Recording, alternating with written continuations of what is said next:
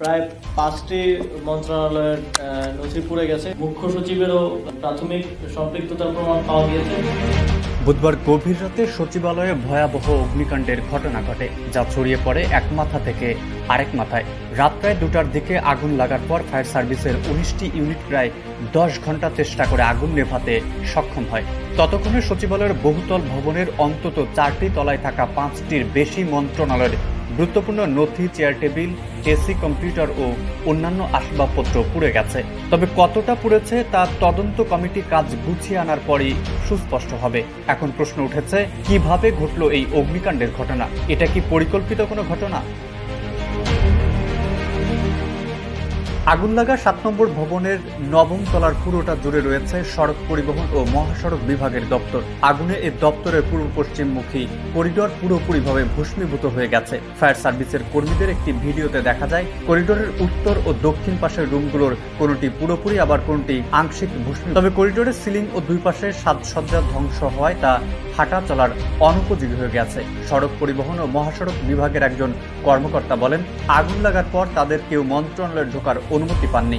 সেখানে এমন পরিস্থিতির সৃষ্টি হয়েছে যে যাওয়ারও অবস্থা ছিল না। এদিকে আগুন নিভে যাওয়ার পর বৃহস্পতিবার আর কাউকে এই ভবনে ঢুকতে দেওয়া হয়নি। তদন্ত কমিটির সদস্যদের পাশাপাশি উপদেষ্টাদের কয়েকজন অল্প কিছুটা ঘুরে দেখেছেন। ভবনের 8ম তলার পূর্ব অংশে রয়েছে সড়ক পরিবহন ও মহাসড়ক বিভাগের কয়েকটি দপ্তর। আরও রয়েছে অর্থ মন্ত্রণালয়, স্থানীয় সরকার, পল্লী উন্নয়ন ও সমবায় মন্ত্রণালয়ের দপ্তর।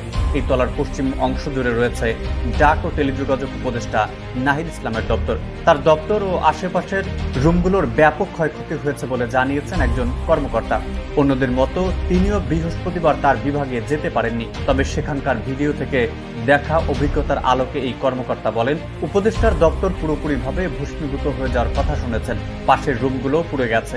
পুরো 7ম তলা জুড়ে রয়েছে স্থানীয় সরকার, পল্লী উন্নয়ন ও সমবায় মন্ত্রণালয়, যেটির উপদেষ্টা বৈষম্য বিরোধী ছাত্র আন্দোলনের নেতা আসিফ মাহমুদ সজীব ভুইয়া।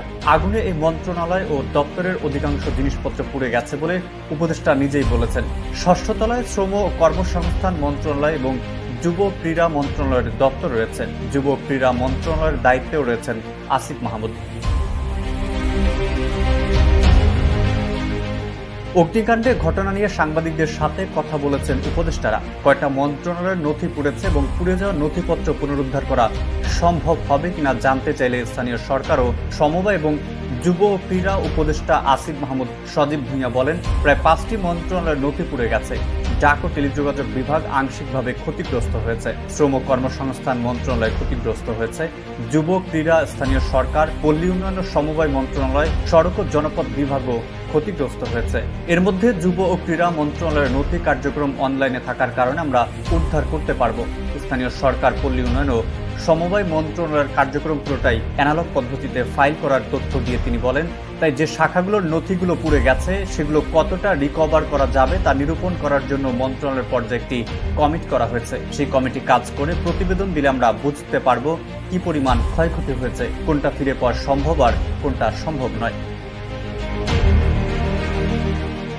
সাংবাদিকদের সাথে কথা বলার সময় উপদেষ্টা আসিফ মাহমুদ জানান, স্থানীয় সরকার বিভাগে আমি দায়িত্ব নেওয়ার পর আমরা কিছু অর্থনৈতিক অসঙ্গতি লক্ষ্য করেছি। পিরোজপুর জেলায় বিভিন্ন প্রকল্পের যে বরাদ্দ দেওয়া হতো, সেখানকার পিডি সহ সেখানকার সংশ্লিষ্টদের মধ্যে আমরা অর্থ লোপাটের একটি প্রাথমিক প্রমাণ পেয়েছি। এর সাথে সাবেক মুখ্য সচিবের জড়িত থাকার প্রাথমিক প্রমাণ পাওয়া গিয়েছে। সেটার বিস্তারিত তদন্ত এখনো চলমান। যেহেতু এই অর্থ লোপাটের ঘটনা পিরোজপুরে ঘটেছে, তাই আমরা সেখান থেকে ফাইলগুলো উদ্ধার করতে পারবো। এখন আমাদের তদন্ত কর্মকর্তারা পিরোজপুরে অবস্থান করছেন। এদিকে অগ্নিকাণ্ডের ঘটনার বিষয়ে ফায়ার সার্ভিস জানিয়েছে, ভবনটির 6ষ্ঠ, 7ম, 8ম এবং 9ম এই 4 তলা আগুনে ক্ষতিগ্রস্ত হয়েছে। এর মধ্যে 8ম ও 9ম তলায় ক্ষতি হয়েছে বেশি। সেখানকার অধিকাংশ নথি পুড়ে গেছে।